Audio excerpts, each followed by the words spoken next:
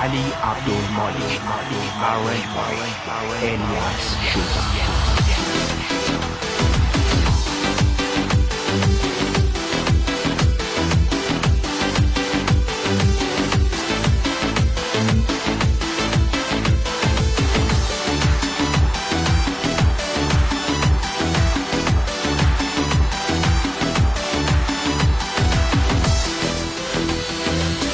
تویی که توی دلت یکی دیگر رو داشتی، تویی که با رفتنت غم تو دلم گذاشتی. چجوری دلت اومد با یکی دیگه باشی؟ یعنی دوستم نداشتی، یعنی دوستم نداشتی، یعنی دوستم نداشتی، یعنی دوستم نداشتی. منی که توی دلم جز تو کسی نداشتم، منی که خداییش هیچ چیزی کم نذاشتم. چجوری دلت اومد اینطور ازم جداشی؟ یعنی دوستم نداشتی، یعنی دوستم نداشتی، یعنی دوستم نداشتی، دوستم نداشتی.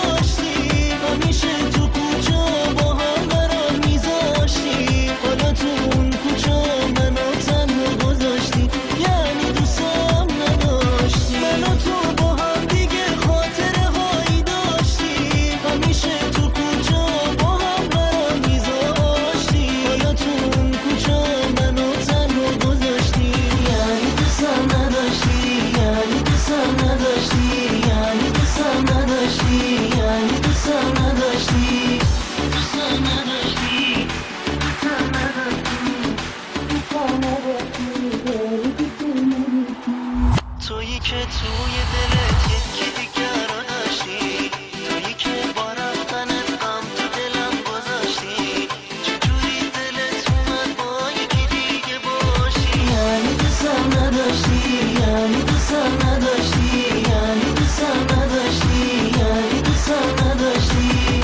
منی که توی دلم جز